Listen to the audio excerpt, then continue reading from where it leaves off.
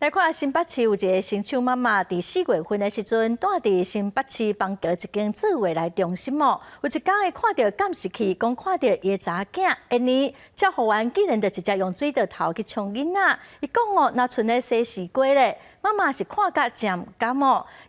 其实这款照顾的方法嘛无合国民健康署的建议，所以因要求护理之家应该要检讨改善。 监视器外面看到照护人员抱囡仔伫水头头食，家长讲伊发现查某囝异能的时，照护人员竟然是用水头头直接甲抢。 护理人员呢，他的行为让我们真的蛮惊恐的，因为他的动作很像在洗西瓜。小孩，如果你这样冲他，你的小孩当下有可能看起来没事，但他3天内有可能突然肝性溺水死亡。家长出面控诉，讲若照国民健康署的正确步数，囡仔异能的时应该用纱布豆豆甲切，因看到囡仔的红棍仔后壁甲身躯互安尼抢，真正烦恼会受伤。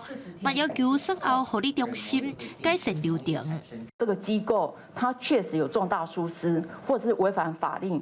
如果卫生局它经过查确实是属实的话，它可以报给我们卫福部来做一个废止它的评鉴合格的一个处分。其实呢，我们并不是放在水龙头下面的这个问题，但是妈妈可能从她外面的那个视角，她以为那个角度呢是那个距离是合在一起的，其实它是一个那个关心在看的时候的那个角度的那个误差跟误会。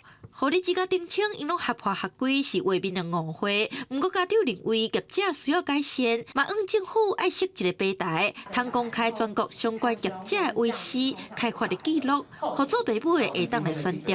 记者赵柏了解台北采访报道。